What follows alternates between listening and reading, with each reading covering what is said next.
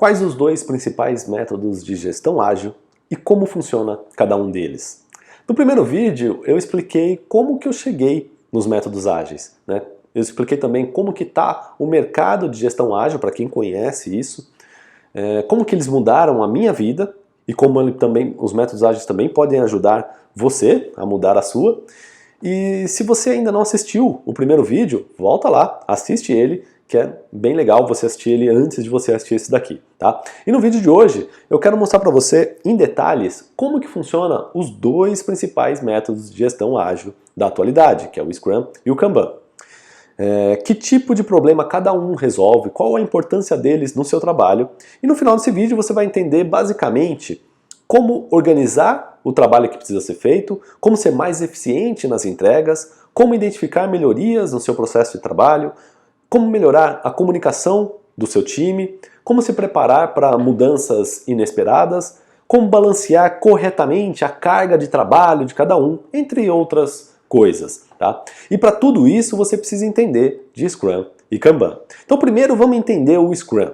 Faça o dobro do trabalho na metade do tempo. Quem nunca ouviu essa frase, né? É uma grande promessa do Scrum. Nessa imagem, que é bem conhecida, a gente pode até ficar meio confuso, né? Nossa, é seta pra lá, seta pra cá, né? Parece meio complicado isso, mas eu te garanto que não é. E eu vou te explicar como funciona cada uma dessas etapas para você entender de uma vez por todas esse desenho do Scrum. Vamos começar pelo começo. O que é o tal do Product Backlog? Dessa imagem aqui. É basicamente uma lista de tudo que você precisa fazer. É tudo que precisa ser feito no seu trabalho ou no seu projeto. E é uma lista mesmo, como qualquer outra lista. Lista de tarefas, lista de entregas e assim por diante. Tudo começa por aqui. Simples assim. A maior dificuldade aqui é conseguir relacionar tudo que precisa ser feito e colocar numa lista. Depois disso, o que você vai fazer é basicamente priorizar essa lista, dizer o que é mais importante e o que é menos importante, ou o que é mais prioritário, o que é menos prioritário. Algumas coisas são mais importantes do que outras, e isso tem que ficar evidente no seu backlog. Como? Basicamente colocando o que é mais importante em cima e o que é menos importante embaixo. Nessa imagem dá para você ver o que eu gosto de fazer. Eu gosto de minimamente dividir o meu backlog em três, tá? Coisas imprescindíveis, coisas importantes e coisas que seriam bom de se fazer. Você tá vendo que até agora não tem nada de complicado nisso, né? Não tem nada de complicado que fazer. Você só listou o que você precisa fazer e priorizou as coisas. Eu garanto que qualquer pessoa consegue fazer uma lista de tarefas e priorizar dessa forma. Feito isso, nós vamos planejar o que nós vamos fazer no próximo ciclo de trabalho, que também é chamado de sprint. E eu já vou explicar para você o conceito de sprint mais pra frente, tá? Mas para fazer isso, a gente seleciona os primeiros itens da nossa lista. Lembra que ela está priorizada e os primeiros itens estão no topo? A gente seleciona os primeiros itens e separa eles. Essa lista separada a gente chama de Sprint Backlog, como você pode ver nessa imagem aqui. É basicamente tudo que a gente vai focar no nosso próximo ciclo de trabalho. E qual que é a importância disso? A importância é o foco. Fazendo dessa forma, a gente garante que a gente faz o trabalho mais importante primeiro e de forma focada. Só isso já é capaz de aumentar demais a produtividade sua, do seu time ou da sua empresa, tá? Só essa questão de dar foco para as coisas mais importantes. Todo o trabalho, e dando continuidade, né? Todo o trabalho ele é quebrado em pequenos blocos de tempo e pequenos ciclos de trabalho. E esses pequenos blocos de tempo, ou pequenos ciclos de trabalho, é o que a gente chama de sprints. Praticamente toda a lista de coisas a fazer, ela vai ser trabalhada respeitando esses períodos de tempo. A gente vai fazer tudo um pouco de cada vez. É basicamente assim que a gente organiza as coisas com o Scrum, tá? É como se a gente dividisse o tempo total de tudo para fazer em pequenos blocos menores. E por que a gente faz isso? Aqui entra mais um trunfo do Scrum, tá? Fazendo dessa forma, a gente abre espaço para que mudanças possam acontecer durante o processo. Quem nunca planejou uma coisa, ficou lá muito tempo planejando e durante a execução descobriu que o que tinha planejado não era mais o que precisava ser feito. Isso não só é comum, como é praticamente uma verdade absoluta. Eu costumo dizer que a única certeza que temos é que mudanças vão acontecer. Por isso a gente organiza a execução do trabalho de forma que ela possa acomodar mudanças. tá? Sempre que uma coisa não planejada aparece, a gente insere ela no backlog, sob a sua devida priorização. Lembra que a gente prioriza a lista? Coloca essa coisa nova dentro do backlog, dentro da ordem de prioridade dela. E esse novo item ele pode entrar imediatamente na próxima sprint, ou não, se assim for preciso, tá?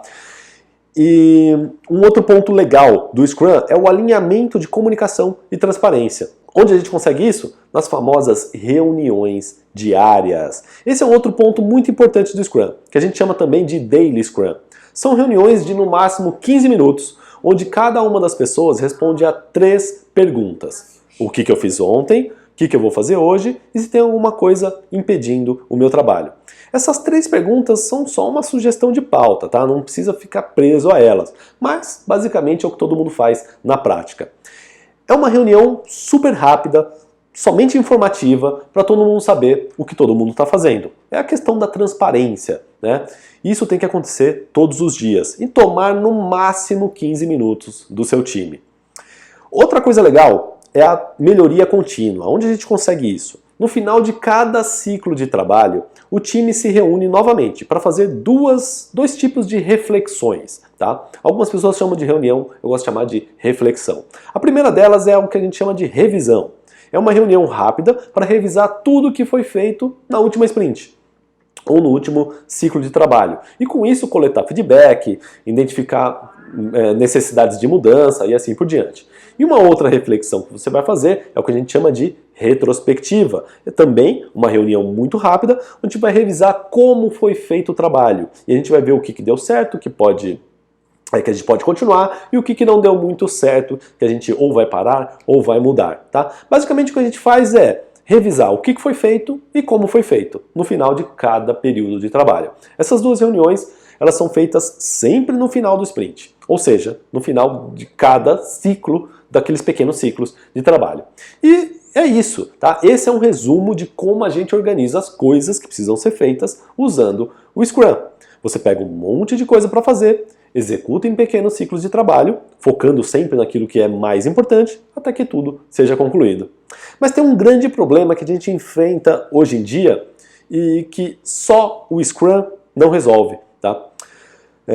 Eu costumo dizer que o trabalho está ficando cada vez mais abstrato. Antigamente era possível saber o que as pessoas estavam fazendo simplesmente olhando para elas, olhando para o trabalho delas. Né? Hoje em dia, a maioria do trabalho que a gente faz, ele é abstrato, não é tangível. É só você olhar essas 2 imagens que eu selecionei aqui. Antigamente, numa fábrica, a gente via o que estava acontecendo, a gente via o progresso do trabalho.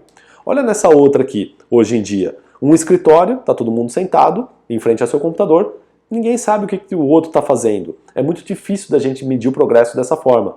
Em uma fábrica, a gente conseguia, né? Hoje em dia é muito mais difícil. Como que a gente sabe o que cada um está fazendo? E aí entra aquela pergunta, né? É possível saber, olhando aqui para o escritório, como está o andamento das coisas apenas por observação? Não, não dá. O que a gente vê é somente um monte de gente sentada em frente ao computador. E mesmo o trabalho antigo das fábricas, dá uma olhada nessa outra imagem aqui, hoje em dia também está se tornando abstrato, porque o trabalho está sendo feito por robôs, e os robôs estão sendo operados por pessoas sentadas em frente ao computador. Uma linha de montagem está ficando cada vez mais abstrata também, né? E isso também dificulta demais a gestão. Toda equipe de trabalho, tá? De qualquer lugar, independente da natureza do trabalho, existem 3 listas para essas equipes. Uma lista de trabalho a fazer, uma lista de trabalho sendo feito e uma lista de trabalho pronto. Sempre existem essas 3 categorias, tá? Coisas a fazer, coisas sendo feitas e coisas prontas.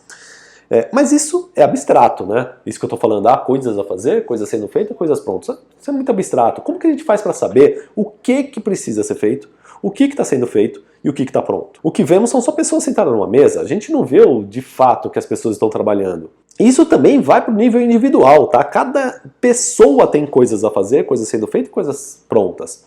Agora para pensar na natureza de trabalho de uma equipe ou de uma empresa, né? Quando você tem várias equipes interconectadas umas com as outras. Como que a gente faz para visualizar quem está sobrecarregado de quem não está? A gente não consegue ver quando o trabalho é abstrato. Isso é o problema, está se estendendo para todos os lugares. Tá? É difícil a gente ver onde estão os gargalos, né? O que é gargalo? É quando tem muita coisa para fazer e a pessoa não consegue dar vazão naquilo, ela não consegue... Alguma pessoa do time não tá tendo muito a fazer e não está conseguindo fazer a tempo. E acaba gerando um gargalo em todo o processo da empresa.